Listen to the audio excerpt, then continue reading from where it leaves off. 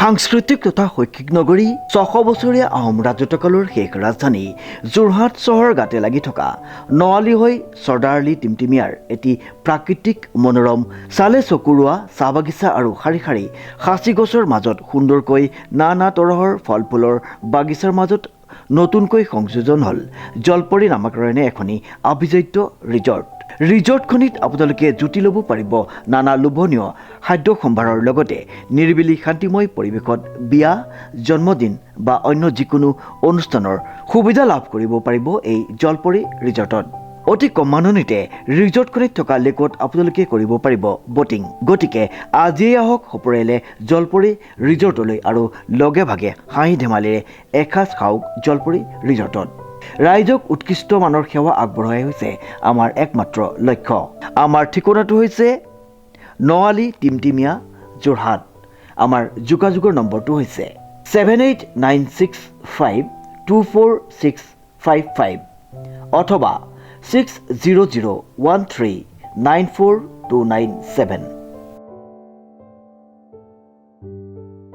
নমস্কাৰ, এটি বিশেষ বাতৰিৰ সৈতে ষ্টুডিঅ'ৰ মজিয়াত মই লিপিকা। মৰিয়নি নকছাৰী তিৰুৱালত নিশা নৃশংস হত্যাকাণ্ড। ২৪ বছৰীয়া মানসিক বিকাৰগ্ৰস্ত যুৱকৰ আক্ৰমণত এজন নিহত। চাওঁ আহক আমাৰ এক বিশেষ প্ৰতিবেদন। মৰিয়নি নকছাৰীৰ তিৰুৱালত সংঘটিত হয় এক নৃশংস হত্যাকাণ্ড। জানিব পৰা মতে ২৪ বছৰীয়া মানসিকভাৱে বিকাৰগ্ৰস্ত এজন যুৱকৰ আক্ৰমণত এজন ব্যক্তি নিহত হয়। নকছাৰী তিৰুৱাল চাহ বাগিচাত সংঘটিত হৈছে উক্ত ঘটনা। আমাক মাতি আহিলে, তাৰ মাকে এতিয়া 11টা 11:30 মান এনেকুৱা হৈছিলে। টাইমটো মই চোৱা নাই, খালি ই মোক ক'লে, মানুহজনে ক'লে আহচোন, আৰু মানুহজন তাৰ গৈছিলে।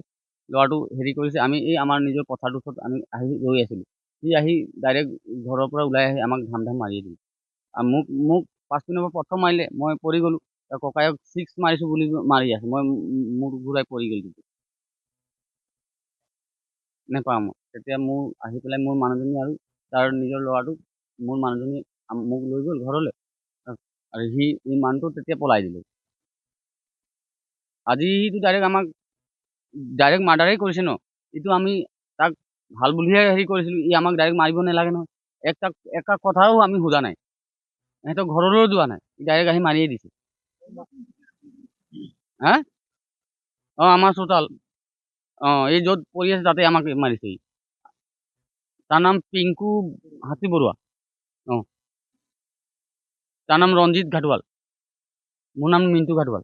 ৰঞ্জিত ঘাটোৱাল বয়স 45 বছৰ নামৰ ব্যক্তিগৰাকীক ৰডেৰে মৰে হত্যা কৰাৰ অভিযোগ পিংকু হাতী বৰুৱা নামৰ মানসিকভাৱে বিকাৰগ্ৰস্ত যুৱকজনৰ। পিংকু হাতী বৰুৱাই তো ৰাতি আমি গম পাই ওলালোঁ, তাক দেখিছোঁ হাতত ৰড এডাল আছিলে। এই ৰডডাল লৈ পিনি সি আহি ৰাস্তাৰ ফালে আমাৰ লাইনৰ ফালে দি গৈছে। লাইনৰ মানুহ খেদিছে আৰু কেইবা ঘৰো আমাৰ ভাঙিছে, মানে কাৰোবাৰ গ্ৰিল ভাঙিছে, কাৰোবাৰ চিচা ভাঙিছে, কাৰোবাৰ জেওৰা ভাঙিছে। তাৰ পিংকু হাতী বৰুৱাক মই দেখিছোঁ। অথচ মই এটা কথাই ক'ব বিচাৰিছোঁ যে তাৰ মা দেউতাই তেতিয়া সেইটো সময়ত কি কৰি আছিলে, যে নিজৰ সন্তানে যেতিয়া ঘৰৰ পৰা ওলাই গৈছে, অন্ততঃ মা দেউতাই গম পাব লাগিছিলে, বা ৰড এডাল লৈ পিনি গৈছে কাৰোবাক কিবা হেৰি অনিষ্ট কৰিব নেকি বুলি সিহঁতি ভাবি ল'ব লাগিছিলে।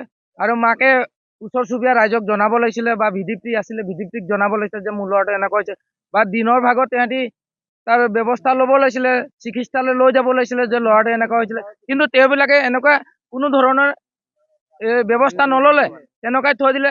আজি আমাৰ ভাইটি, মোৰ মামাৰ ল'ৰা হয়, হুণ্টু বুলিয়ে জানো, হুণ্টু ঘাটোৱাৰক আজি হত্যা কৰিলে আৰু মৰিয়াই মাৰি তাক হত্যা কৰিলে। আৰু তাক বচাবলৈ যাওঁতে তাৰ ভায়েককো আঘাত পাইছে যথেষ্ট। যোৰহাট এতিয়া মেডিকেললৈ প্ৰেৰণ কৰা হৈছে, এতিয়া এম্বুলেঞ্চত পুলিচ প্ৰশাসনো আহিছে বাৰু।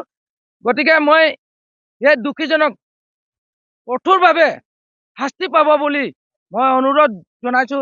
গুৰুতৰভাৱে নিহত চিণ্টু ঘাটোৱাৰৰ ভাতৃ মিণ্টু ঘাটোৱাৰ।